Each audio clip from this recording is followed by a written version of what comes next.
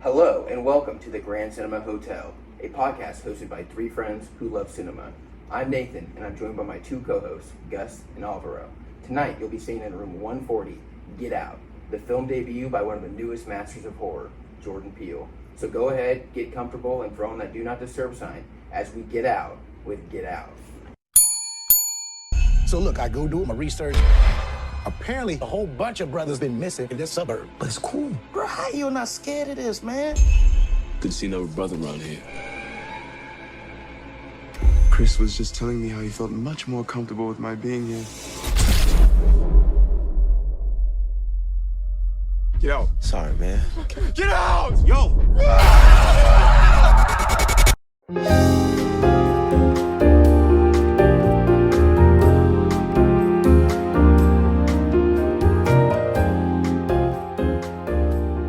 What's going on, all you sunken people? Thank you for checking back in the Grand Cinema Hotel. As always, if you're listening on YouTube, smash that like button, forward this link to your friends. If you're listening on any of the podcast listening apps, subscribe for notifications so you know when we drop the newest heat. And with that being said, I'm back. It's been a few weeks. I've had a lot going on. I've absolutely missed this so much. I'm honestly kind of sad. No, not even kind of. I am sad that I missed the Nope episode. I'm a little sad I missed the Yes episode, but no, I'm really happy to be back. Miss speaking into this microphone.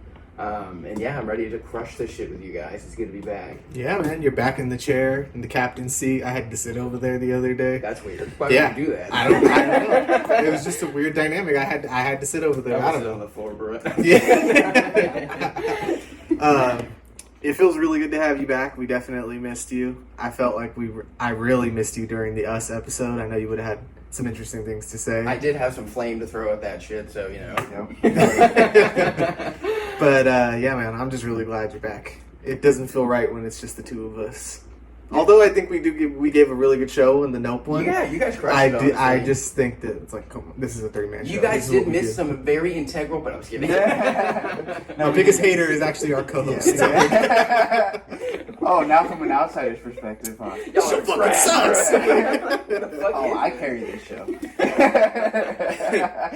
No, but it really is good to be back. Just touching on the two movies I missed. Nope was a masterpiece, I thought. Loved it. Us, really good movie as well. There's a lot of plot holes. I know you guys got into that a little bit, so I'll leave it at that. But go see Nope if you still haven't. It's in theaters. That movie is the shit. So even though you didn't get to really talk about the two movies, I think since we're at the end of the trilogy, we can rank them at the end, and we'll really give you your time to shine. Or also, I was even thinking too, it'd be cool to do a separate episode just talking about like all the summer's movies and kind of throw these in there too. Nope as well, to give you a chance to just go off on That'd Nope. be perfect, because I do have some things to say about that movie. I know, and I'm sure you have a way different perspective than we do too. Potentially, yeah. But I'm ready to get into Get Out. Yeah, I'm ready to let's get in to Get Out. Bro, do you remember if we saw this movie together for the first time? We did? You're not sure either? No, to be honest, I don't remember I can't seem to remember when I first saw this movie. I think we did. I'm pretty sure. It feels like it's that time. It's 2017, so I feel like it's that time when we were going to the movies basically together every single time we went. But what would you say your first reaction was to this movie? Were you excited for it? Did you see trailers for it, or? I don't think I saw trailers for this movie. I think this movie just came into my radar, just that it was coming up, in terms of It became popular so fast. Yeah, I can't seem to remember, because I wasn't too active, I feel like, on social media yet, like on Twitter. Like now, anything that's kind of hyped up, I see on Twitter a couple of weeks before, maybe months before. But for Get Out, I can't seem to remember being too, like, knowing the trailer or knowing really what it was about. I just kind of was... I think we were kind of talking about this a little before the podcast, before we would kind of watch anything at one point. Yeah. And I think that just happened to be one of the things that we were like, okay, let's watch this. But when I walked out, it just felt like I had watched something that was really, really good. It felt different than anything I had seen that year specifically. And then I think it really put me on the radar to find out who directed this, who wrote this. And it's one of those movies that I think really pushed to me that a movie could be just more than what you're watching, and it could, it could have social commentary, a horror movie, and just done really, really well. And that kind of put Jordan Peele on the map for me. And were you a Key and Peele fan? I watched it. I wouldn't say I was like I know all of them. There's a lot I haven't seen, but there's skits that I enjoy. Yeah. What about you, Nate? That's one of the main reasons why I was super excited when Get Out came out, was because I've been a fan of Jordan Peele and Jesus Christ, Keegan-Michael Key since they were on Mad TV. Like I used to watch that all the time. And then when they transitioned to Key and Peele, I watched that a lot. Like I really liked that show. And then to see that he was going to do something that was so out of his element almost, it excited me. And especially not knowing what this movie was really going to be about. Like I think that's what he does really well, is all his trailers and promo and all the shit for his movies. You're not really sure what they're going to be about. Mm-hmm. You kind of get like an idea, but it's always a surprise. I felt that way for all 3 of his movies so far. So yeah, I've been a fan of his, and then to see him absolutely crush something as hard as he did and make me feel so guilty. No, I'm just kidding. it was phenomenal. I think I don't remember if I saw it with my brother or some of my friends, but we were all just like, holy shit, like that was one of the best movies I've seen in a while. So I wouldn't say I was like a huge Jordan Peele fan before this. I had seen Key and Peele, like Alvaro. I was like, that's really funny, but I just think at the time I wasn't that into comedy. Mm-hmm. So I wasn't really paying attention to like who the new up and comers were. And I remember before Get Out, there was that movie Keanu about the cat. It's kind of like John Wick. Yeah. John Wick came out later, and then it was almost like, wow, they made that movie Keanu, and it's kind of the same thing. But I just know after that, I heard he was going to write and direct his own movie. I had seen the trailer when it was floating around, and I didn't know that it was a Jordan Peele movie. But then when I saw like written and directed by Jordan Peele, I was like, that's really interesting because I can't really think of too many other people, and maybe I'm just not educated on this, but I can't think of too many other comedians who have turned horror director. Yeah. I know comedians have become directors before, but never like this.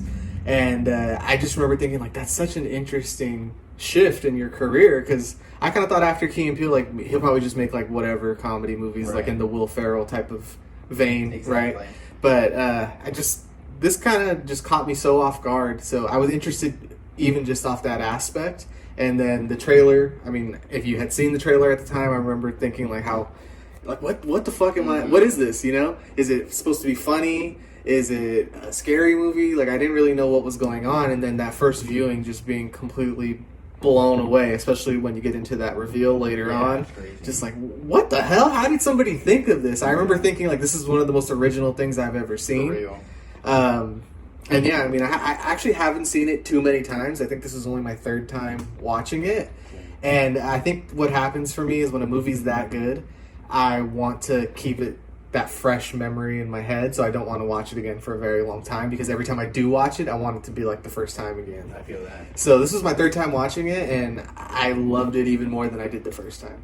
I think I wanted to say, though, too, what feels very lightning in a bottle about this movie is that when it came out, it seemed to comment on things that were so perfect in the moment. You know, it was addressing things that were prevalent issues at the time, and now it kind of feels like it. And there still are, but that's like, I felt like that's when he used his perspective of being a Black American and kind of brought something that nobody had ever imagined, or maybe imagined, maybe, we don't know, but no one had ever gone ahead and directed something in that fleshed way. Out like and then you have a basically, I know we're going to get into this, but Daniel Kaluuya brings so much of also, I feel like, his own personal experiences into this, specifically not being, he's talked about not being given roles, and Jordan Peele kind of gave him his breakout role here, and I think he does such a great job here, and it really portrays, I guess, these themes of Black America that we're not really shown in film before this, honestly. I think it's always really addressed, and we've talked about this, I think, in the other 2 episodes, that there's a really big issue with how many slave movies there are, you know, because it's like, we get it, but then they're also, we live in an era now where everybody, or at least it's an attempt to, is kind of equal now. There's an equal venue for us, and so now there's stories about Latino Americans that are just the same as stories that Steven Spielberg would write. Yeah, especially with like the younger generation, I feel like. Exactly. I feel like Jordan Peele really opened that door with Get Out, because Hollywood, for better or worse, is a copycat industry. Mm-hmm. So there's been quite a few shows and other movies that kind of try to fit into the Get Out vein. There's literally after Us came out, there was a show called Them. You know what I mean? And it wasn't exactly the same concept, but it was kind of going off the same themes. So I feel like Jordan Peele has really opened a door to shine a light on these issues that we weren't seeing before in movies, which, yeah, like we had talked about with like how many slave movies there are, or making these movies about black people that are just tragic and horrible and never shining a light on them. And one thing we really liked about Us was the portrayal of the family, and showing that there is like really no difference. A family is a family story no matter what race they are, right? And I've seen Jordan Peele talking about showing these things because he had never seen them before, right? And now that he has shown them, we're starting to see drips of it trickle out into the industry more and more, and like Alvaro said, it's creating a lot more chances that we didn't get before. You see things like Abbott Elementary, yeah, you know, and that comes from, I think Get Out kind of started that. Is a great point to like what I was trying to get at too, is he just opened that door. You know, I was watching an interview with him that he did at UCLA after Get Out had released, and he was talking about there's been times in history where there's like a black fascination in the film world. So like you get like the 80s and the 90s with like Spike Lee, and you have who was the other director he said? Oh, it's right on the tip of my tongue. John Singleton. So like, you know, like Boys in the Hood, and then you get like, you know, you get these movies like Menace to Society, right? You have stars like Chris Rock, Eddie Murphy, Chris Tucker, right? Just being very prevalent. You have Will Smith, you have The Martin Show, and all these, you know, wonderful shows and pieces of entertainment. And then for a while, it just disappeared. And he feels like with Get Out and other directors that we had mentioned, like Ryan Coogler and Ava DuVernay, and we haven't mentioned him yet, but F. Gary Gray, he's made some of the Fast and Furious movies. We're kind of in that time again, and I think it hasn't stopped or slowed down since Get Out. You know what I mean? I feel like it has really just changed the film industry as well. And it's really amazing that Jordan Peele had this much power with his first movie. Exactly. Like, this is like a 10th movie power, you know what I mean? Yeah, it's like crazy. We've been talking about him being a lot like Spielberg, like having this director power and being this household name so early into your career, and we think he's the fucking man. I mean, I feel like all of us think that, right? It really is. And something I want to bring up, you said that earlier when you're talking, is like the shift from comedy to horror. And those are like two genres that I feel like are almost kind of like intertwined. Like a lot of comedy movies, you have elements of horror. A lot of horror, you have elements of comedy. And it's basically what I see it as. It's just like the tone. You know what I mean? Like a comedy movie could be a horror just based on the tone. Like this movie, like it could very easily be like a Dave Chappelle skit. You know what I mean? Like the Racial Draft or something like that. But it's because of the way that he presents it and the tone behind it that just makes it what it is. And I just think that's really interesting. So I feel like his coming up doing comedy like really primed him and set him up for doing these really gnarly horror things, because a lot of those skits that they do are so out there and stuff that you would never even really think about. You know what I mean? That's true. And so in order to like do that, he uses like his comedy background and his sketch background to make these gnarly scenarios and situations that like I would never fucking think about. You know, whether that's not because of who I am and my, you know, my background, but it's impressive, and I think that really has like paved the ground for him to do what he's doing now. So I know you said you were a Key and Peele fan. Mm-hmm. Do you remember the this is one of the few sketches that I've seen and really stuck out to me was the racist zombies. Yeah. And when you go back and you watch that skit, I feel like you could see it there. Mm-hmm. You're like, oh my god, this is like kind of the groundwork for some of the stuff he's gonna do, because like you said, these movies, even though it's a horror and it's got these social elements, they still have some really funny shit in all of them. Like, I feel like that's something, not that he's trying to escape, but he can never escape. You know what I mean? Like, I'm sure he still loves being hilarious to these days and having these funny one-liners or funny situations in his movies, but to have that tonal shift and for it to work so smoothly, because it's not really something that works all of the time. No. And I don't think it's even comedy, it's just humor. Yeah, exactly. And it's the humor of the unknown, of like the what the fuck am I looking at? You know? That's what makes the movie to me even more realistic. Like Rod in this movie, like his friend, like that's super realistic. Like, what the fuck is going on, man? Like, what are you doing? Like, and it's stuff like that that just really brings it home. And even in Nope and Us, like there are aspects of, you know, that not even comedy, but like you said, humor that just makes the world feel way more realistic. Mm-hmm. And I feel like that makes the horror even so much scarier. You know what I mean? Yep. Or the psychological horror behind it just it gives it more weight. I feel like. So. See, I knew Nate had some good shit to say. Yeah, exactly. I missed this I don't fucking. have It's good to be back. I don't have to say anything because I just agree with everything that he's saying. Like that's something that I might have forgotten to bring up. Be like, yeah, that's a great point. I will say that another thing this movie did that I was thinking about in retrospect was it put Blumhouse in a position where they were respected because they still use to this day that like the production, the company that brought you Get Out. You know what I mean? It's On still- any bad movie they make now. on any of those movies. Not that they're all bad. We had one. Yeah, yeah. Like, let me remind you, Jason Blum produced Get Out. Prestige. Yeah. But I do love also that Monkey Paw uses still the cup from Get Out. You know what I mean? And I just think even that, it's the inception of Monkey Paw. It's the exception of who knows what that's going to bring to us in the future. And it all comes from this movie. But this is where it started. Yeah, I like And that's that why I too. think it's just a perfect movie. I feel like Jordan Peele has lived every creator's dream Yeah. of like the first thing I make that's going to be on my own is going to be so fucking good. Yeah. It's like Kanye West's first album or something like that, or Yeah. like Jay-Z's first album, Like, or Michael Jordan's rookie year or something, where you're like, I'm the fucking man, dude. Yeah, like, and then just like everybody's like, yes, sir, you are the fucking So, man. he brought this up, I think, in the Nope episode that a guy got flamed on Twitter for saying that like we should already start respecting Jordan Peele for having the greatest track record of any horror director of all time. And Jordan Peele replied to this, like, I will not take disrespect to John Carpenter like this. He But said, then- get off your phone. But then Gus is saying, he's like, when you see somebody else getting flamed for an opinion that you also share, you go, oh no. Sorry, Mr. Oh, Peele. yeah, exactly. I said one of.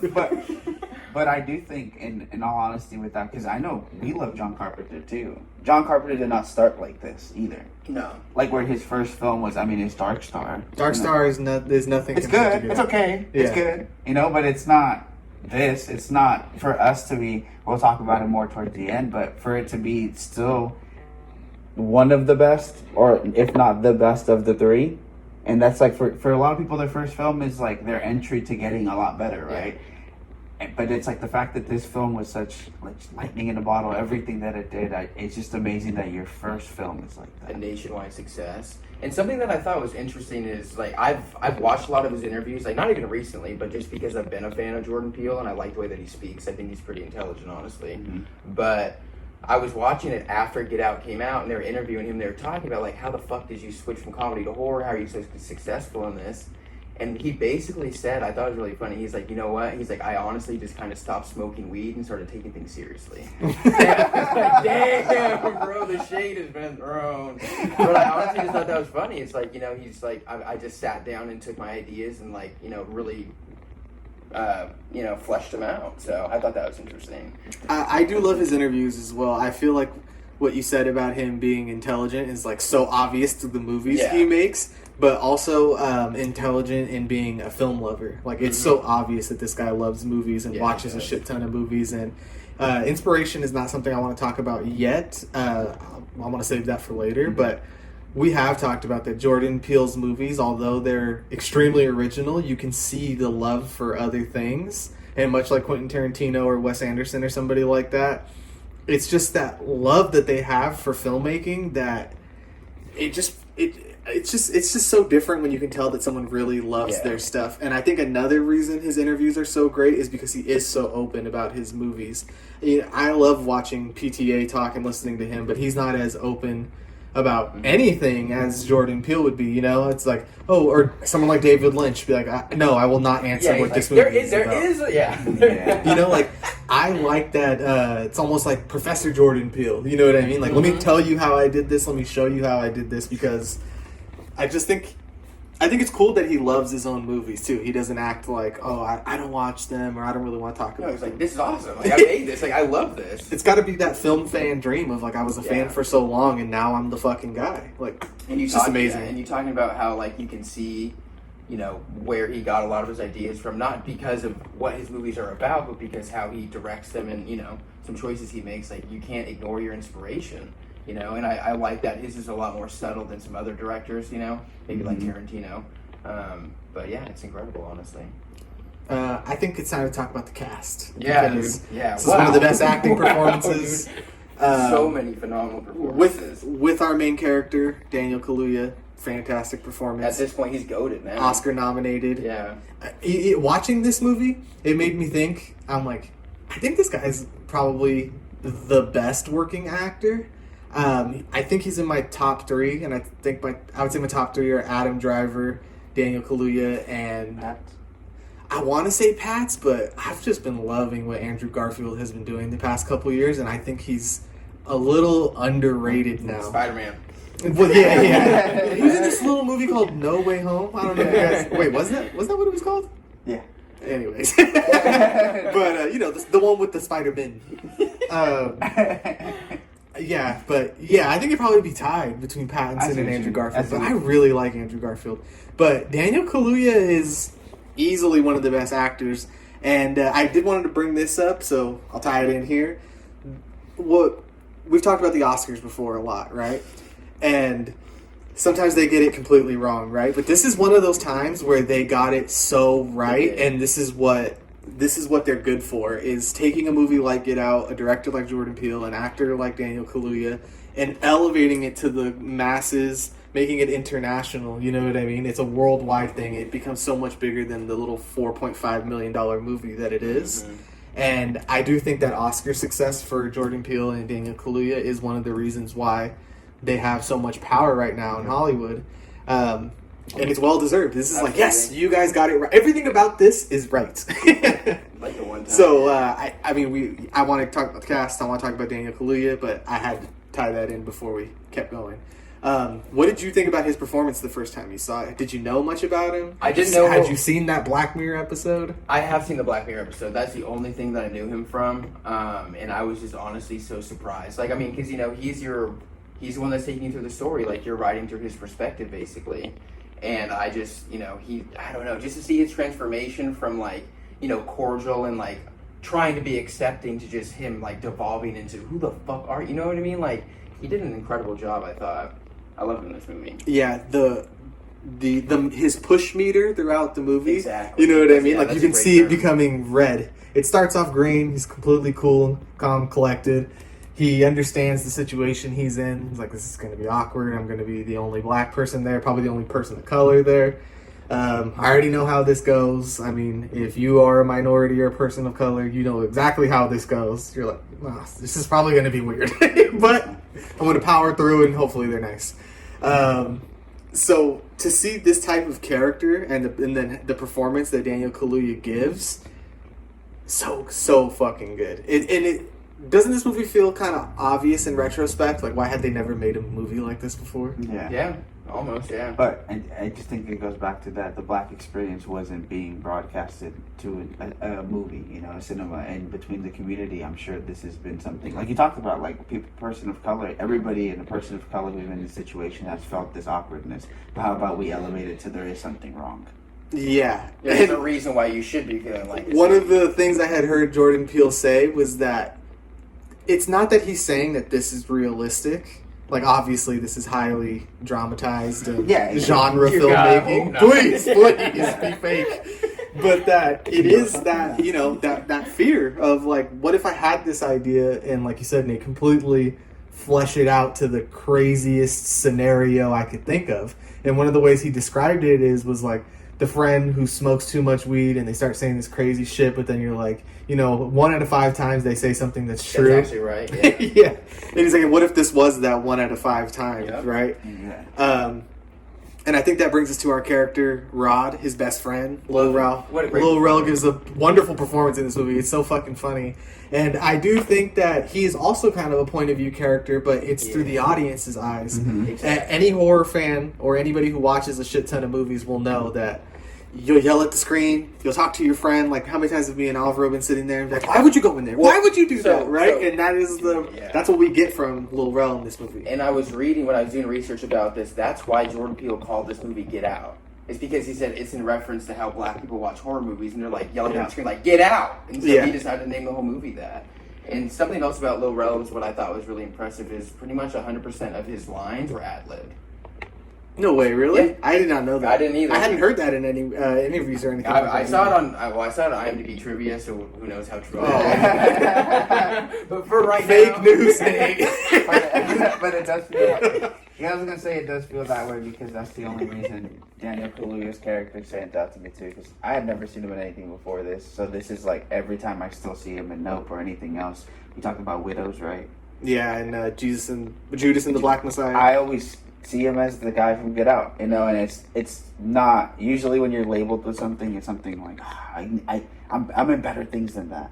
But this is like the one thing where I'm like, not that this is because everything he's in is pretty good. Mm-hmm. It's really good because he elevates it. But this one, it just feels like that perspective is so grounded in realism, like that he acted like a person accordingly. You know, like you guys are talking about, like he's just a really cool guy and he understands what's going on for the most part. But from one second to another, he doesn't. And that's why his like Little Rell's character, it's like they're from the same community, so that is how a black person would act in the situation. Like, no, I'm gonna call my friend. Like, I'm gonna tell them what's up, and then they're gonna probably give me advice on what's good. And he put the idea in his head, like, you need to get out of there, sex slaves, you know.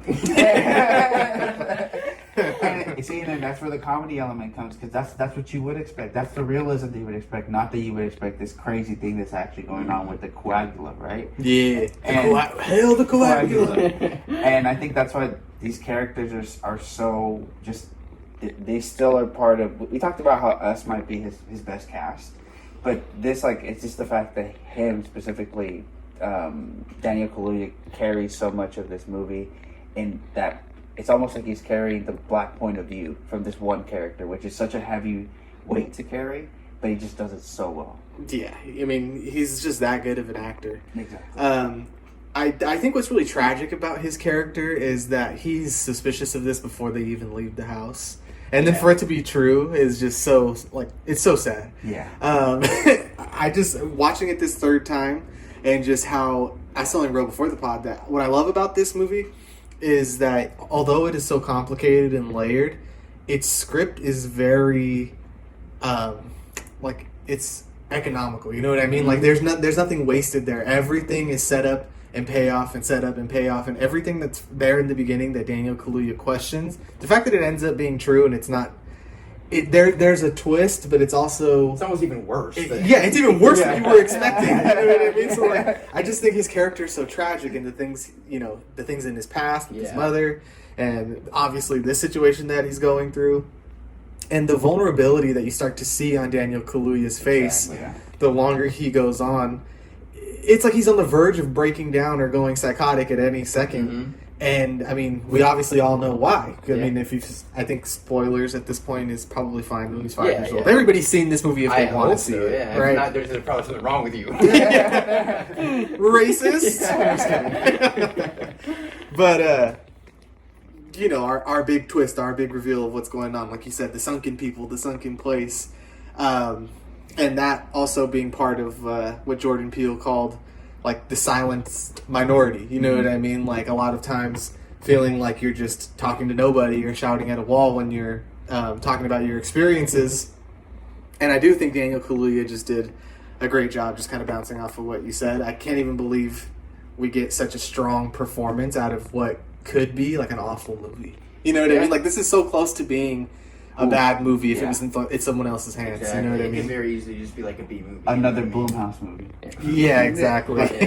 I was gonna say the image of him crying on that seat is like what it's like so iconic, That's right? what I think about forever. Those tears are like they could fill up a room. Yeah. That's how big they're like, and that's how much, that's how vulnerable what he's doing gets him. That's how much, I guess it'd be like fear and resentment he carries with him because of his mother, and like you feel that through. For me, Daniel Kaluuya's first appearance on screen, and it's for this movie, and I think it's very hard for me to be like any of his other roles have hit me as much as this one because of what you're talking about. There's just so much vulnerability in this character. He also takes a lot of different chances. Like, none of his characters are really the same in any of the movies he's in. Like, I mean, after this, he was in Black Panther, and that's a completely kind of generic character. It is. I mean, it's a bad movie. It's iconic, you know. Yeah. I'm in Black Panther. One for them, one for me. Make your money. Yeah, it'd be like, you know what I mean? I'm in Black Panther. I was part of that movie, you know. That on its own is cool. And then, you know, you have like the Queen and Slim? Oh, yeah. Which, you know, it's a little different of a role. You have Judas and the Black Messiah. I love that movie. Yeah. Which is kind of like his Denzel doing Malcolm X, you know what I mean? It's like that was his big, I'm an actor! Yeah. Even though I feel like Get Out should have done enough You know what I mean? You get him just being a complete villain in Widows. And Nope, I even think is a way different role. Oh, yeah. Although he's carrying some of the same mannerisms. The coolness. Yeah, that sad coolness, that James Dean coolness. Yeah. You know what I mean? Where it's like, I look like I could cry at any moment, but I also look like the coolest person you've ever Because seen. the one scenes that they're relatable, where I'm like, they would have given the same answer in Nope, his character, and this is when the brother of Rose, I forget his name. I think it's Jeremy. So. Yeah, Jeremy. Yeah. He's kind of talking to him by the table about his genetic makeup, and he says all this stuff, and he's like, cool. Yeah.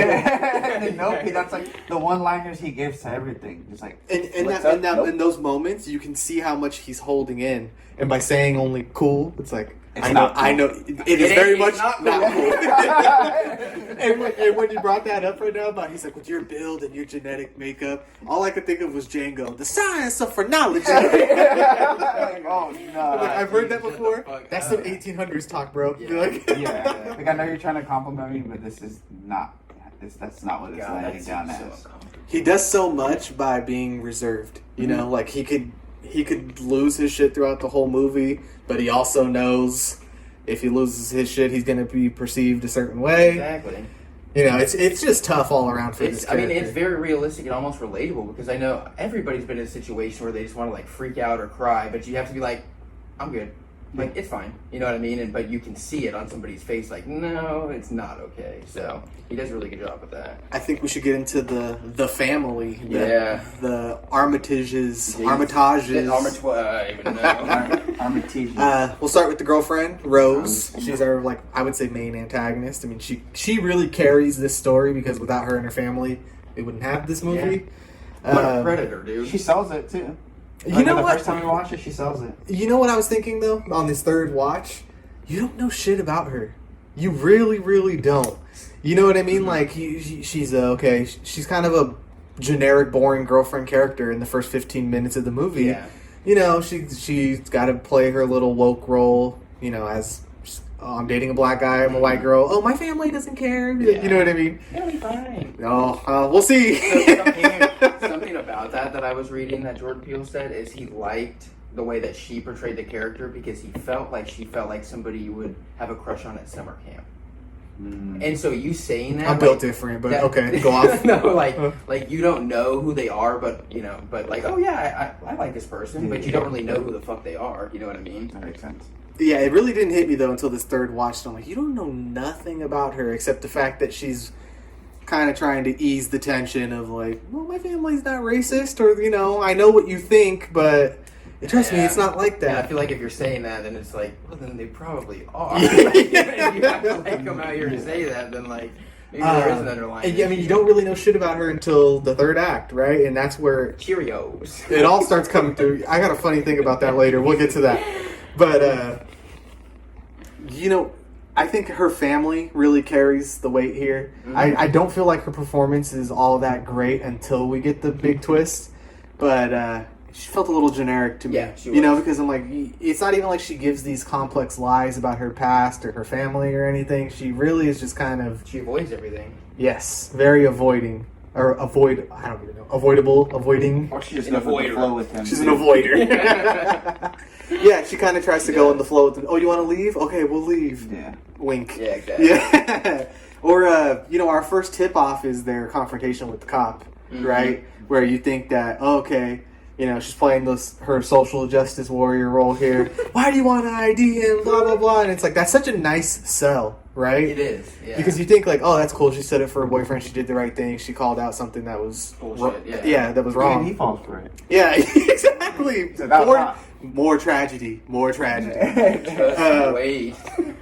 But then, like I was saying, with these big reveals at the end, and you realize, like, oh, fuck, that's why she was doing Yeah, that? exactly. Like, it's just more of that setup and payoff that I was talking about. But when we do meet her family, I feel like this is where the movie really starts to, flourish and grow. With her parents, Dean and Missy, you Yeah. can tell that there's something off with them from the get-go. Oh, yeah, because you know why? The dad, you know the glasses he wears? Yeah. He's got the anime, like, sunshade where sometimes you can't see through them. Yeah. And that is not a good sign. Yeah.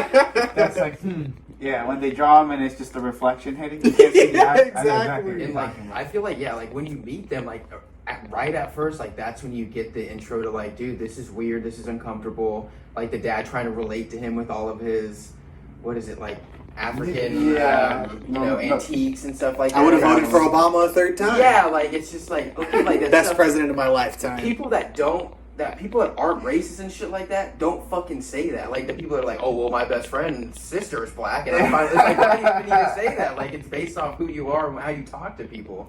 So that just like lays the groundwork with, maybe this is not gonna be okay. I know how it looks. He's played by Bradley Whitford. Yeah, he does say that. That's so funny. He's played by Bradley Whitford. I don't know if you guys really know him much, but for me, he's one of my childhood antagonists because he was Billy Madison's rival in Billy Madison, right? He was trying to take over the company. It's true. So for me, he had always been. I hadn't really seen him in much, but that's something that will stick in my head forever. Yeah, is that he was in Billy Madison. I don't trust him. You're a dick. Yeah. Do the weasel laugh. Funny because for me, Missy Catherine, was it Catherine Keener? Yeah, Catherine Kinnear. I always remember her from 40-Year-Old Virgin. Yeah, her yeah. eBay store. Yes. You bring it here to post on eBay. I do want to stick on the dad a little bit because he kind of tries to sell it like he's just this dorky dad. He kind of plays it's more off of what Nate was saying, like I'm a cool guy. Hey, I'm aware, man. I know social issues. Have you ever been to Africa? Oh, you got to go to Africa, right? Like that Get He's Out. the type of dude that wears like a tashiki. It's like, what's up? The Atlanta episode, the Juneteenth episode at the white people's house. Yeah. Much like that, you know what I mean? Like, oh, you got to go to Africa, bro. You have to experience their culture. And like he even says that too at one point. He's like, to be able to go into someone else's life and experience their culture, more of that setup and payoff. You know what I mean? For real. The more I watched it, I was like, oh my god, I have to take notes. This happened, There are and then so all many, pays off, right? Like, foreshadowing moments and metaphors that are given that you honestly like miss in the first time, maybe, or maybe you catch them, but then you see like more as they go on. It's just phenomenal. Like the whole like, oh, you should like their obsession with him smoking.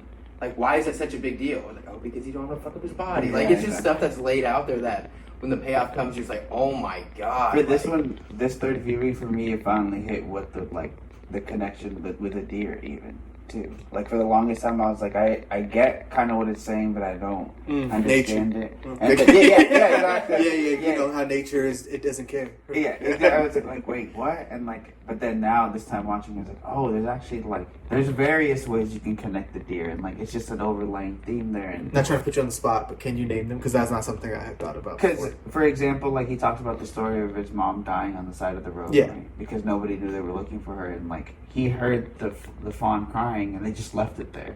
So it's like it could easily have been saved, and they called the cops and everything, and it's like it's just laid there and died, kind of like how his mom died. It's true. And so then there's also how I guess you can see him as the deer being in the headlights too, not really knowing like what is going on. So those are like that was like the one that I first thought it was kind of more referencing though too, like it was reflecting what was happening to him. But now I kind of see it more as in like that's why he's so guilty about leaving that deer there, or why he was dreaming of it and thinking about it. Like we get all those flashbacks later of that fawn still crying because it's still laying there. It's like you did nothing. Just like you did nothing with your mom. Yeah. So sick burn. Damn. Sheesh. So, I mean, and like those are the things that I talk about. Like you don't need those things to understand what's going on in the movie, but they're there. Yeah, exactly. Those themes are there, and those all just prove to show, like again, his vulnerability and how he's feeling, and they're there so you can get into his mindset. And I think subconsciously, if you don't even think about it, that's why it works so well. Yeah, I'm wondering if the parents, like the second they see him, if they wonder if this is going to be easy or not. You know, because I mean, they've dealt with many people at this point, which is a big reveal later on. Well, once we start learning more about Rose and we see how many people have gone through this. What a hoe. I do wonder if the parents, how they viewed him. You know what I mean? Like, is this going to be easy? Was there other people who were a lot tougher to hypnotize and I don't even know what to call this, go through the procedure? Just because he has that past, you know what I mean? Like, him being such a tragic character, and then the parents seeing that, and especially Catherine Kinnear. Her character, I feel like she's the most cold from the beginning, where it's like you can tell that she is like something's gonna go down, and it's probably gonna have to do with her because the dad and her have a way different dynamic. He's much more outgoing and dorky, Yeah. typical dad. But she's very reserved. She's very calm, and like you could tell she's precise about what she's doing all the time. I just wanted to say, like, I think she perfectly reflects as minorities. You don't like call them shrinks, right? I Yeah. don't like people in my head. I don't like people in my business. The last thing I would want. I'm is not going to somebody- therapy, fool. Yeah, I'm not going to therapy. And so her character is like the evilest depiction of that. Like that calmness is not okay. Like there's something brewing. It's like that unrealistic thing we're talking about, where it's like the heightened fear. Yeah. Of like, I don't want a psychiatrist to get into my head because she'll put me into the sunken place. Yeah, and that's. I feel like it perfectly encapsulates that character. And what I wonder about with them is like I get curious. The more like when I watch it this time, I get curious about like what are the conversations that they're having behind closed doors. Like, do they have some sort of plan? Are they saying these exact things to have some sort of reaction?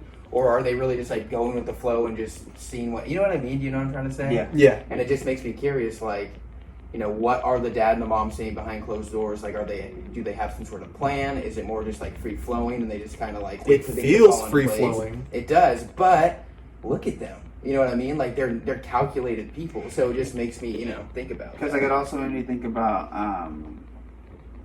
they have all these people coming over, and is it really once a year, or is it every single time they get somebody and it's like, oh, this party's once a year, and they put the people in the uncomfortable situation?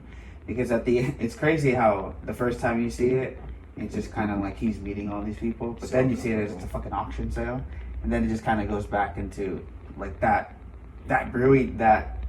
This is the worst thing that could happen to me, as obviously as being a minority, like they have that fear of being in a white crowd like that, like, and the worst thing that you could imagine is actually happening. They're selling you.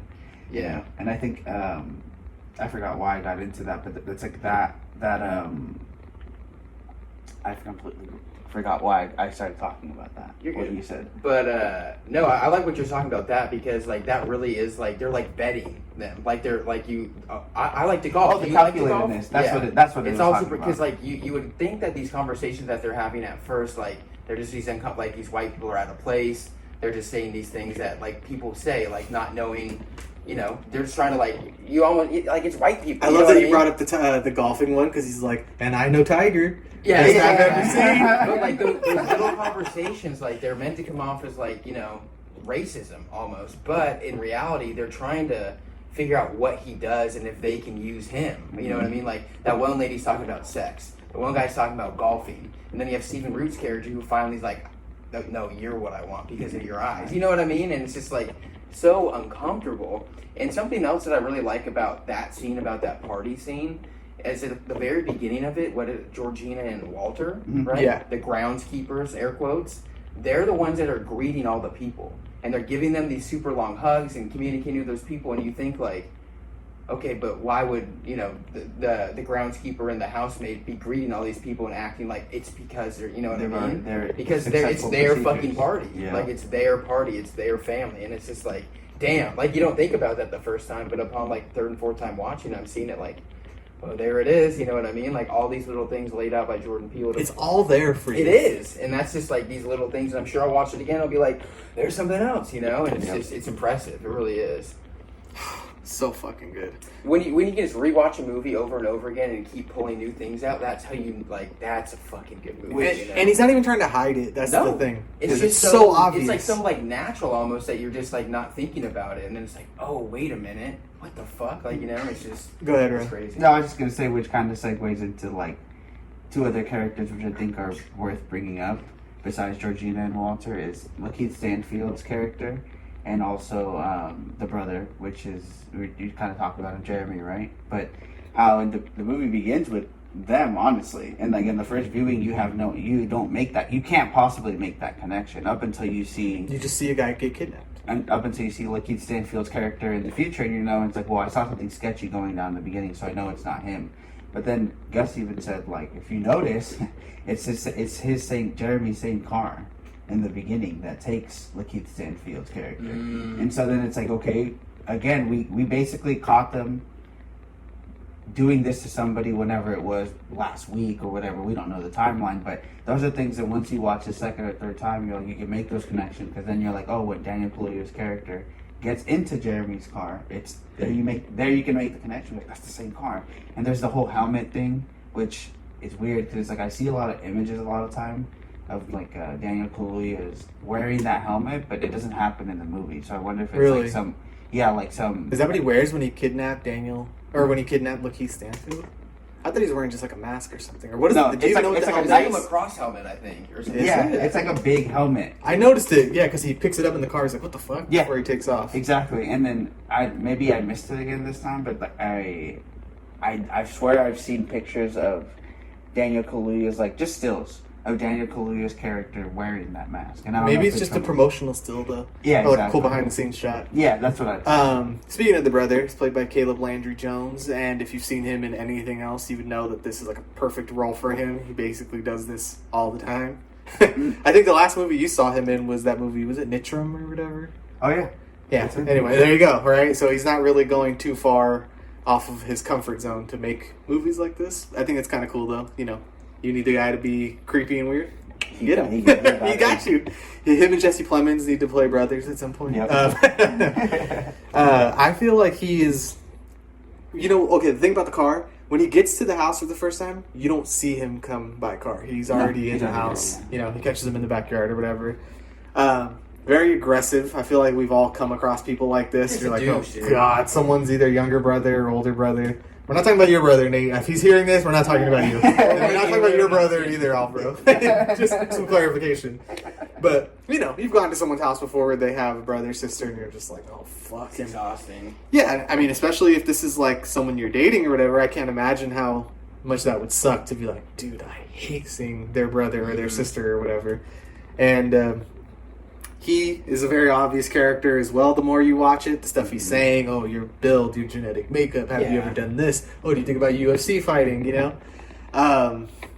He just unsettles me, and I mean, a good horror movie needs a character like that. Yeah. I'm sure he does a lot for the family because you know he's I believe he's the first person we see.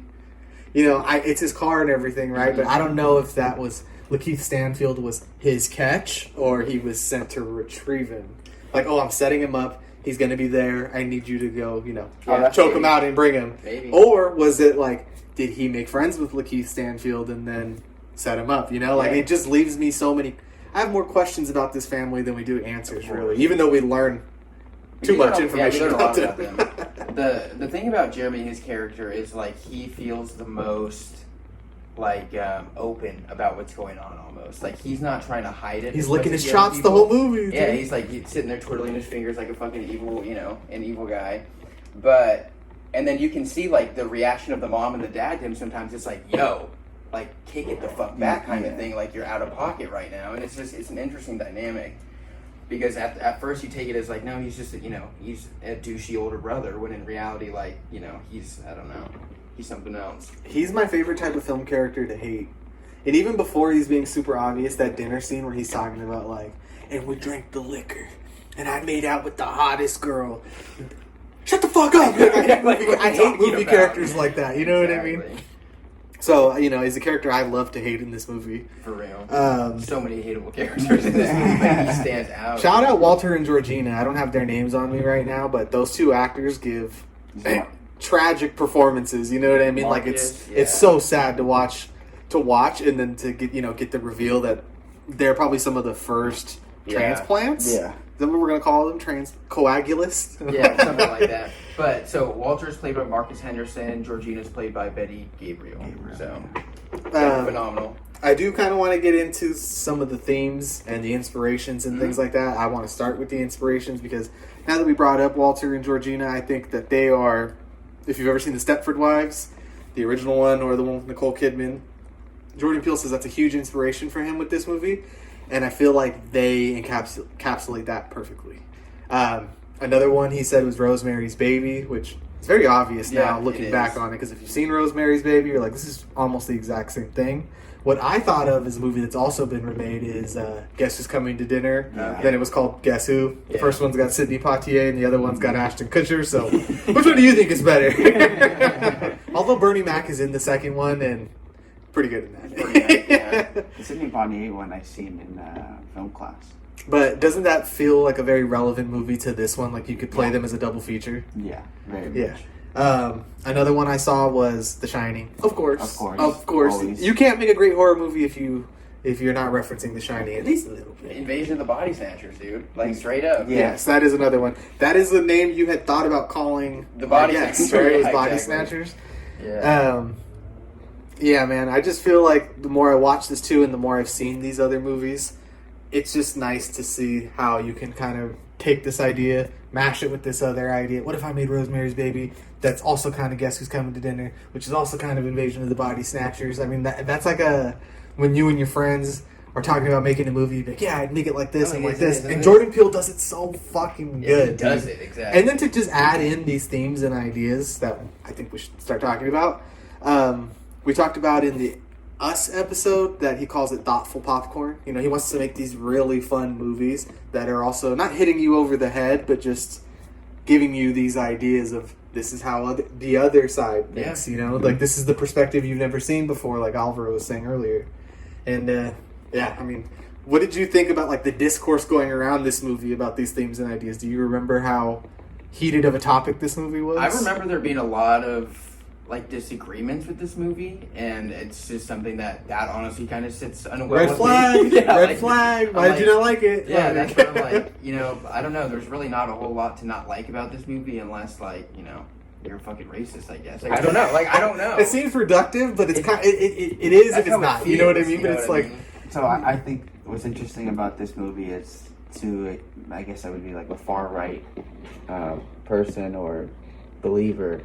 It could come off as PC culture, right? Trying woke to warriors, yeah. PC principle. But I think what gets lost in the extremism of both sides is that we as humans are supposed to do better to try to understand perspectives of any of the people that we have living within us or among us. And I think it's like this is one of those movies that is just presenting the ideas to you. It's not beating you over the head like you're kind of just joking about like you should have white guilt over this. It's like some people just need to know. They don't know. They're not made aware. Not everybody's from California where it's beat over the head to you like to have white guilt, you know? Some people are in the middle. We kind of were talking about that just for a little bit with the whole Sydney Sweeney thing. Like it's just it's not most of this state or most of this country isn't built on like having tolerance yet, and these movies that, like you said, the Oscars highlight, and it's kind of like shoved in everybody's face. Like this movie is saying a lot, or this movie is presenting themes that need to be addressed, but it's not beating you over the head with it. And I think sometimes if somebody kind of red flags this movie already, kind of like as a PC movie, it's like you're not even really being tolerant at all. Yeah. This isn't like an extreme movie where it's dictating to you why you should feel guilty. It's not a documentary. It's not something that's like. Even like Don't Look Up, where it's kind of just making everybody feel guilty. It's not like that. It's just it's a horror movie that's presenting these themes that I know you guys haven't thought about, because why would you have the perspective of a Black American? Yeah. And how could you ever really feel the same way that Little Rel's character feels like? Because you don't have their experiences. But this movie does such a good idea of at least presenting those or giving you that point of view for an hour and 45 minutes. And that's like, not to be too cliche here, but that's like the whole power and message of movie making is that you can tell these stories and put people in the perspective that they'll never be in. Because you were talking about the movie with Sidney Poitier, right? It's coming. I Guess Who's Coming to Dinner. Guess Who's Coming to Dinner. Like that movie is the same movie, but it was set in an era where it had to be presented the way that it was. There didn't need to be a Rosemary's Baby's twist in that movie. It just had to be a very, I guess you would call that a drama, right? Or it's just a movie that addresses these same issues that this movie does, but in a very more grounded way. And then this movie, because we've moved forward with that with cinema, we like to blend genres now. We try to make unique ideas. So this movie is all of the things you're talking about, these themes that all of these other movies took in the Black experience, but then really highlighting it to 2010s, what was happening, and that perspective, and Jordan Peele's comedic perspective, and I think like this movie, I can't really see why. I agree with you guys' point. For somebody to just be like, I don't like it. It's trying to be too PC, or they don't like it. To me, does really come off as, what is your perspective? And it's one of those very black and white movies to me. In terms of that. He said it. Nice. Oh man, yeah. I mean, it does feel weird to just be like, if you don't like this movie, you're racist. Yeah. But Sorry, dude. Like that's how we as the owners of this fake hotel feel. You know what I mean? If you don't like it, then get out. Get out there. You don't have to stay here. No, Fuck. but I mean, for real, like it is a phenomenal movie. The acting's off the chain. I feel like there's a lot of important, points made in this movie. Not even just like the whole race. Like there's a lot in there that I feel like people could grab onto. Yeah. So if you don't like it, then I would like to know why. Like realistically. I agree with that point too, because you could take off the race part, and it's just dealing with trauma, with how Exactly. Yeah, the motherhood story, like his mother's That's story, what I that think. could have been the whole driving force of the whole movie.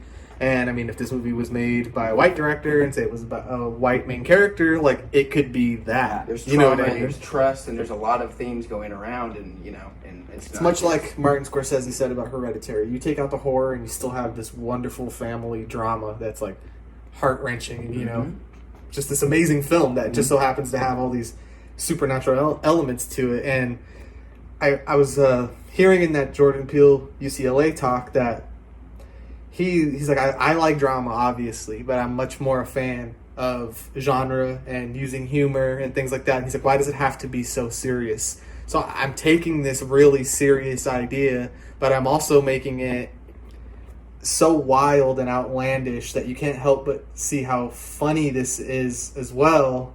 But also, it's like, this is extremely fucked up. Like, this is a movie about how, like, I know we said it is a movie about race, but it's also a movie about how the system just doesn't fucking work. Yeah. And how this only benefits the rich. You know what I mean? So it's like, it's got a little bit of class stuff in it. It's got some race stuff in it. It's got humor. It's got gender dynamics and things like that.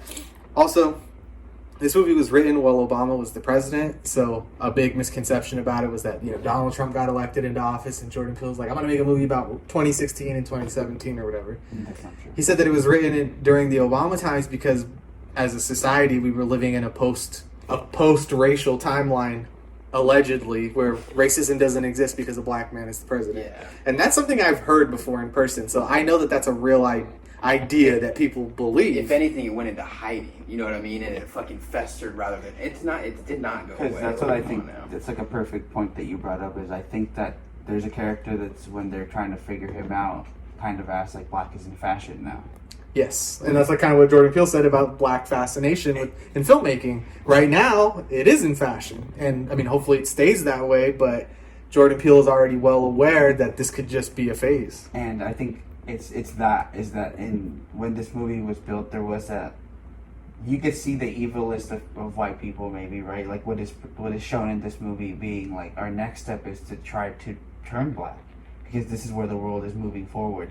And that transcends color, because it's not about them wanting to be black, it's about them staying on top. And they feel as if their position is being taken away, which I think is a sentiment that has only expanded since then with the Trump presidency. White replacement theory. They feel threats. And so I think that's what this movie, like, obviously right now it happens to tend to be with black Americans, but that trend could change, and this movie could be made, we talked about, like, maybe when they know that, Latinos are supposed to be the majority at one point, like that would be it.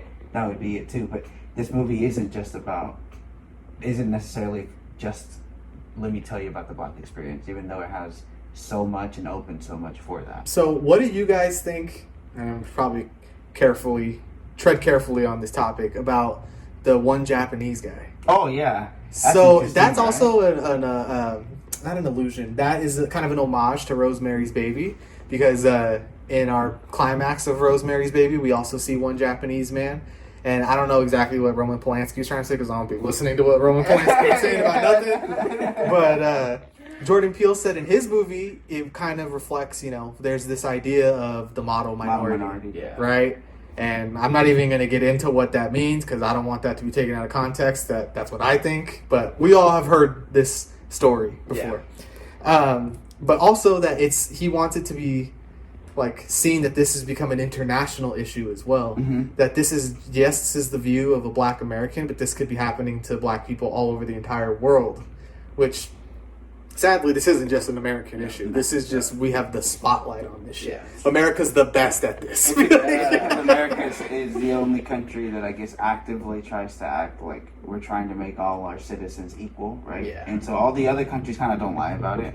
Yeah, it's true. So you don't expect, you're like, of course things are different there. But here, it's like they try to give you the illusion. Hey man, it's a melting equal. pot. Everybody's equal. We all know that's not true. It's not true. And I think, so just to kind of answer your question, I think that basically is to show kind of what I was saying too, that it's just about staying on top. If black is in fashion, then we should be black, and we should continue to do what we do, but we'll do it as black. It even has messages about capitalism too, because it's like, this is transactional. I mean, I don't know if they literally bought him because we don't see a exchange of cash, but that's what the illusion is, right? Is that they're paying for Daniel Kaluuya's body. Yeah. They're members of that group, the Coag. It's literally modern day slavery that we're seeing. So this has to do with capitalism and how it's branched out into the entire world as well. If it is an international thing, that not only is this just a race issue, that this is becoming like a class issue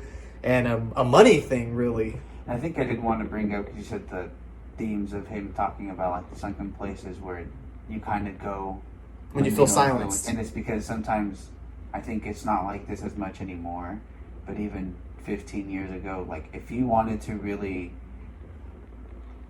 like, what's the right word? I guess become an American before, or just really not stick out like a sore thumb, you had to act white.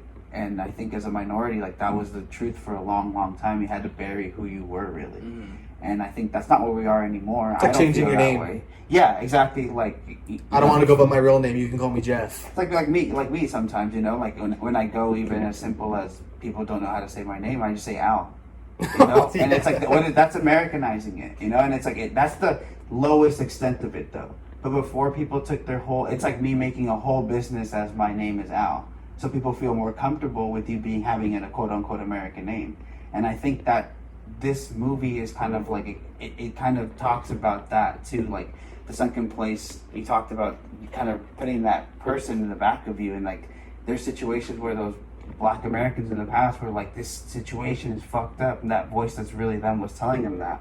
But they just had to act American, act white. And they just had to be a whole other person. Something that reminds me of that idea and that topic that we're kind of on right now is like, you know, the blending in and the, you know, subverting who you really are to fit in and, you know, I guess get along well, is in Winning Time. You remember the HBO show about the Lakers is when you have Magic Johnson's dad and they have a whole conversation and Magic Johnson's dad gets mad at him because he's like, why are you acting like this? And Magic Johnson's like, what do you mean I'm being me? And his dad is basically saying, well, I've spent my whole life trying to agree with white people and do what they tell me to do just so I can provide for us and get along. And it's just interesting to see those two different sides and how things have changed and how that's hopefully not as normal as it used to be, you know what I mean? So it's just interesting. Yeah, and apparently that's woke. They're trying to be yourself. Like, I don't want to hear that PC message in movies. Yeah, like, exactly. Why is it PC saying that, like, I feel like I can't be myself? Yeah. I don't want to hear that. Like, woke! Yeah, exactly. Like, it's awful. It is. And like, that's kind of the battle that... It's not... I don't want to give it the relevance of saying that it's a real, true battle, because I don't want to make it seem like these people are even valid, right? But when you see this stuff about movies with people of color, or you see movies that are made by women, starring women, and it's just instantly written off by a certain subculture of the film Twitter world and film YouTube and all of that, it's so fucking annoying because it's so obviously just hate that you're trying to mask as criticism when you don't even have valid criticism. Like, it's one of the more annoying parts of what we do. And I mean, we've never dealt with that ourselves because, I mean, we're on the right side of things. But, or the left. Yeah. Yeah, woke liberal warriors, dude. But dealing with that kind of stuff is so fucking annoying, and seeing it every time. You know, why is John Boyega being a Jedi?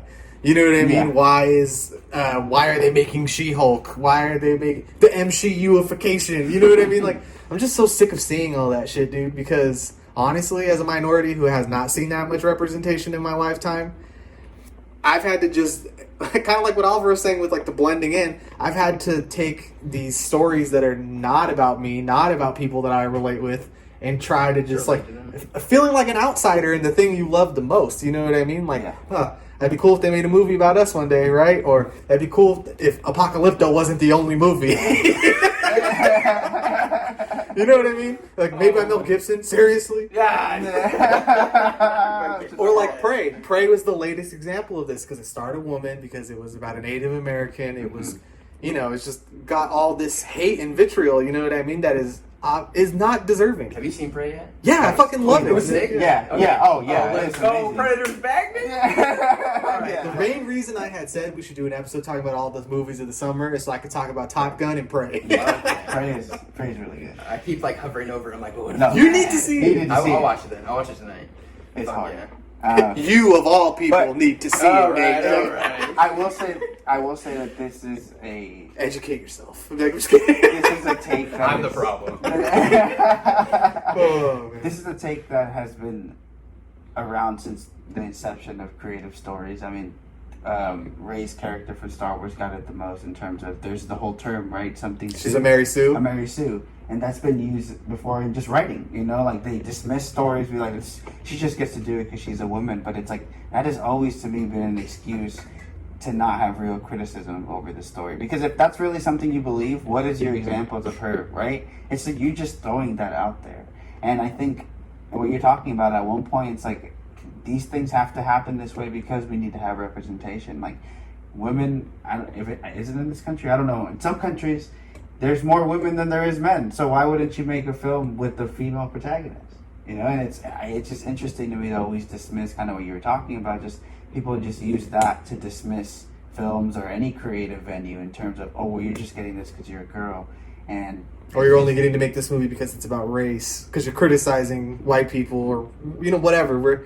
We're seeing every excuse for why these movies shouldn't exist, and I'm glad that fucking side does not have any power in this, and they just have to deal with it. And I love that they're angry all the time. You're wrong. Yeah. I love watching them cry. Like, keep Shut up. crying, bitch. Yeah. Oh my god. Conservative tears, yummy. I'm like, And yeah, I mean, this movie, just to tie it into why we were talking about this movie got beat to death with that.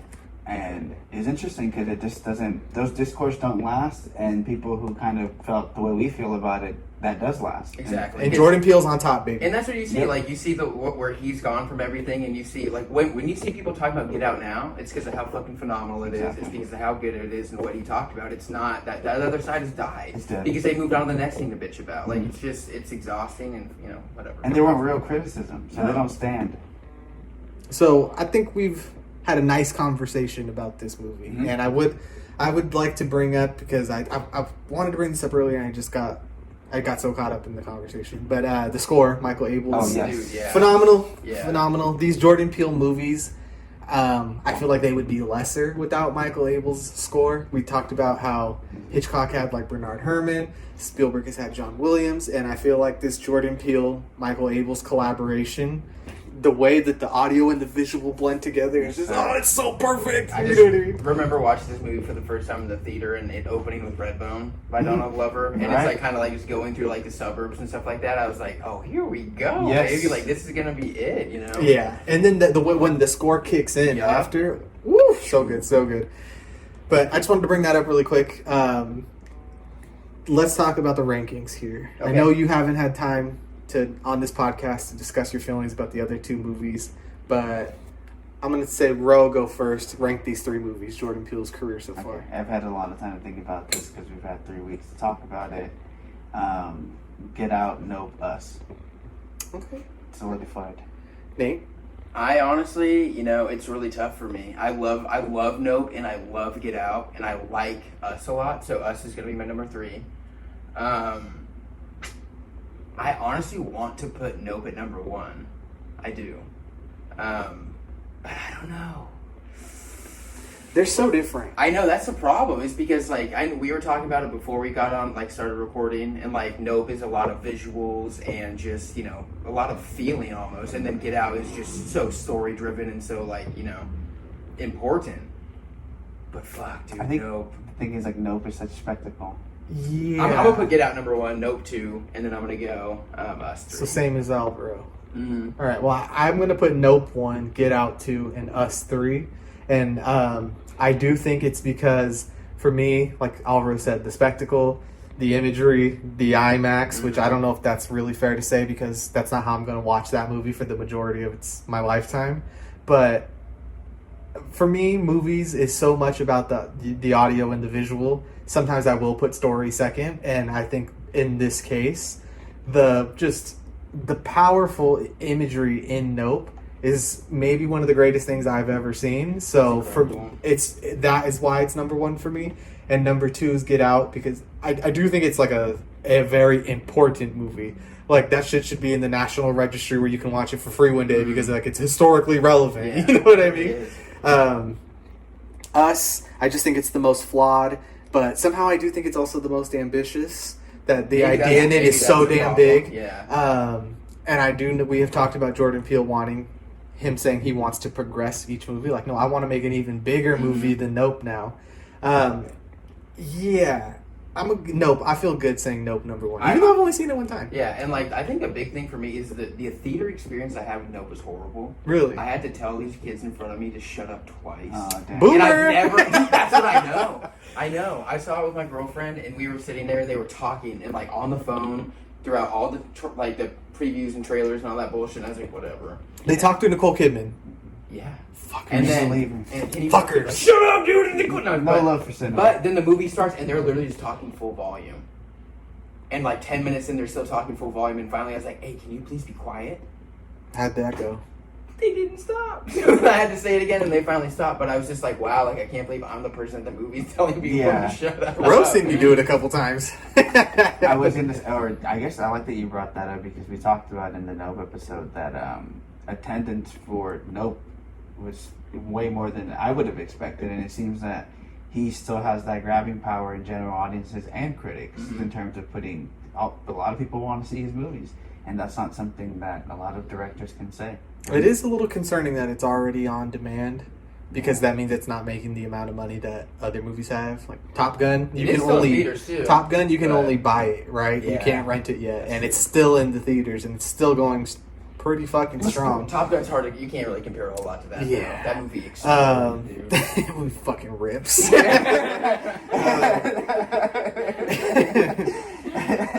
But I do think that because this has been like a weaker summer movie year, that, you know, like the rising tide helps everybody or whatever. I do think that we're kind of suffering from that this year, and that might be one of the reasons that Nope is not doing as good. Also, just because it's such a departure from his other two movies. Very different. You know, if you are one of those people who is like, I'm tired of how he makes these PC movies or whatever, go watch Nope then. There you go. What the fuck? What brother was it? Which one of the Pauls, the dumbasses who didn't like it? What? I don't know. I always get the names confused, but yeah. Whatever. But, anyways, just always criticism about movies like this, but it's like, you're just fucking wrong. Because I will say, just in terms of yesterday, I was doing some thought. I was looking at, you know, critic scores and general audience scores, and for both, this is his weakest film in general consensus. People liked Us more than they liked Nope. Really? Critics and general audiences. And I will say that I think the issue with this movie is that it might have been mismarketed completely, because I think people go in there expecting horror. And there's horror elements in this movie, but there's not something chasing. And I mean, in terms, yes, there is, but it's not like it gets solved. You know, they don't. And I think people are kind of expecting maybe Us as violence or Get Out as creepiness. And I think this movie falls more under the misunderstanding of a UFO, that type of aura. And I think people don't like that. I think people kind of didn't just sit there and take it as a spectacle that we were watching. Like, it's comment on spectacle. What it is, it's kind of talking about it. And I just find it interesting because I liked, you know, I guess if you compare them, I do like them more assuredly Nope between Us, but it's interesting to see that both the critics and the general audiences seem to like even Us more than Nope. I have seen a lot more people talk about I'll take. talk about Nope and like criticizing it, and more of like I didn't like this because like it's not PC, but I didn't like this because like I didn't like this. Yeah, exactly. You know? And like more valid criticism, I guess, or stuff that I could be like, well, I like that makes a little more sense, makes sense to me. But at the same time, I'm like, I don't know, because I saw some people being like, well, what happened in this movie? Like, what was this movie about? Exactly. And it's like, exactly. I mean, there's a lot of things going on there that I feel like, you know, I won't really get into it. I'll save that for when we talk about Nope again. But like, there's a lot of things there that like really hit home, and just like, I don't know. Like Stephen Yeun's character, I loved. Like his whole subplot, I thought was phenomenal. And a lot of people don't like. And that's what people are criticizing. Yeah, that's the what film people for. don't It's like, like what the the fuck is the point of the monkey? So, And it's just like, bro, it's like how past trauma influences your decisions to now, and how maybe if you don't deal with it properly, it's gonna fuck you up in the end. All the Like, same. you know what I mean? Like, come on now. I showed my brother it yesterday for the first time. It is available on VOD, so we watched it. Yeah, sure, that's how you. And that was that was a pirate. Our matey. But that was his first Allegedly. question, too. Even though he really liked it, but then interestingly enough, maybe it just has to do with having influence over somebody in person, being able to explain to them. Sometimes that happens when I'm in the podcast. And you guys are able to kind of be like, you know what, that movie is kind of cool. Anyways. Sheeple. No, I'm just kidding. For him, it was like easily explained to him, and I told him Stephen Yeun's character with the monkey, that's only there to show what you were saying. Like, look, like he had all of this happen to him and he learned nothing. Yeah. And whether that's a take on how we serve as Americans or we serve as humans, that's for us to comment on. But I think that it's there because it also plays in a part that once you find out what it is, what it is, and then it kind of is like, well, they're both animals. Make that connection, right? Yeah. And again, you're gonna have your time to talk about this, obviously. So we'll save it for then. But I do think I get the valid criticism. Like I said, I guess you didn't like it, but to me, it just worked on so much more. Like to me, that was cinema. Yeah. That movie is cinema. Like that's why movies are made. Anything else can be made in a book, could be made in a music video, could be made in an art piece. But what Nope is cinema. Yeah. On the big screen, like, Yes. Yeah, preach. damn. Yeah. Go off, King. Tell your truth. I love that. But finishing, I think we should wrap this up soon. But finishing off with Us, although I do think that it's the weakest one, it's still so fucking No, yeah, great. it's great. It's because of the score. It's because of the cast, the atmosphere. The food, atmosphere is everything. incredible, yeah. So fantastic. It just has a lot of plot holes. It's the story, but but everything else is 10 out of 10. You know what I mean? Alvaro had mentioned this though in the pod that other movies with even more plot holes get passes all the time. So it is at some point you kind of have to throw your hands in the air and be like, this is a movie, Yeah. and sometimes it's literally not going to make sense. And I do think it's still good enough to mask the fact that this kind of doesn't make sense, or what the hell's going on? Like, I would here? still give that movie like a solid 4, if not higher. That's than what- that. that's You know what what I I mean? mean. Like, it's not bad. I think it's just the fact that we're talking about this in regards to Get Out and Nope. Like, that's why it gets In Jordan Peele's filmography, Us is a 4. With everyone else's filmography, I still think it's a 5. Yeah, it's like like compared to 4.5. most other Yeah, people's yeah, movies. yeah. You know what I mean? It's just, I feel like when you talk about a director's movies, you compare them to their other movies. You What know we what I did mean? preach about was originality in terms of that's For why sure. it gets a bump more. It's like he's writing these stories. Yeah. They're not coming. It's not he's taking source material and fucking it up. It's he's writing these, and I'm sure in the creative process I'm writing, you might not like account for some things. You know, be like, oh shit, yeah, maybe I could have. Gus made a good point. Would Us be better if in the beginning they gave us a Blade Runner intro and just kind of told us what the tethered were? Maybe that's all I needed. Maybe just one. Remember that in Blade explanation. Runner? Yeah, It's like yeah. replicants, blah, blah, blah, blah, blah. The year is... Exactly. Because if you don't, and in Blade Runner, if you don't know that, be like, what is a replicant? What is What going is on? Why are they happening? hunting Yeah. them? But it's like, okay, so if you just throw one title card, and I guess that what's interesting about that movie is the TV in the beginning is kind of meant to do that, Yeah. but it doesn't give you the answer. It just kind of throws it in It your head. foreshadows the ending. It doesn't really tell you anything. Yeah.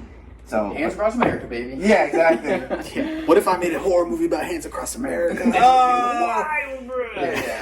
So yeah, I mean, obviously we're concluding this way because this is the end of the 3 weeks that we've talked about. This has been a lot of The fun. JP3, dude. Yeah. Yeah, and you can't wait to see where he's gonna go next. I mean, do you guys have any wishes for him? Where you want to see him next? Fast and the Furious, outer space. I was gonna say Hamlet, outer space. No. I mean, because he's so original, I don't even think... If someone like me could come up with an idea of what Jordan Peele's next movie is going to be about, it's going to fucking suck. Yeah. So I just know that I'm in good hands, and I already have pre-ordered my ticket for whatever. I'm buckled up and I'm along for his ride. You The know what I mean? last thing I wanted to say about Jordan Peele overall, though, is that it's phenomenal that we've gotten these 3 movies in 5 years. That is Yeah. Like, that is a That's sick insane. 5-year run. Yeah. This is Future's mixtape run. You know what I mean? This is it's one of the best runs, and like I will agree with that guy who got flamed that I do think Jordan Peele's like, put some respect on his name, dude. He's up and coming. He's and is one of the best filmmakers working today. And we talked about too, because it's kind of overlooked, that he had something to do with Black Klansman too. Produced it. Lovecraft Country produced it. Hosted Twilight Zone. Yeah. It's a fucking guy. He's out there, dude. The modern Alfred Hitchcock, bro. And even all that shit with COVID, people make up excuses with the COVID. I'm like, well, this fucker's still pumping out shit. So what's your excuse? Seriously. So I think that wraps us up. Thanks for checking back in. Subscribe to everywhere so all you never buttons. miss anything. Yep. Check us out on Instagram, YouTube, all those deals. So happy to have you back, Nate. Good Can't to be wait to back. keep this going. Good to be back. I mean, we're approaching that 1 year pretty fast, I dude. know. It's coming. It's exciting. Uh, Let's have a party. we should shout out that we finally got over 100 subscribers on YouTube. That's pretty cool. Let's go. I mean, that shit's hard as fuck. Being promoted for through film classes across America. Supposedly. Yeah, supposedly. Yeah, that is something interesting. You know, after a certain number, you're like, maybe it's all bots, but after 100, it does feel, getting a good amount of comments now, we really appreciate that. And also, if you guys ever have any suggestions, just let us know. You know, we'll always check them out. Yeah, See we did. if- We without a received suggestion, right? we received a suggestion yesterday, and it sounds like something we would probably do on our own eventually. So we'll talk about that off mic. But yeah, man, this has been super fun, and I'm glad to have all three of us back. Yep. And I can't wait to keep going. I know. So see you guys later, man. Thanks for checking back in. Later. See ya.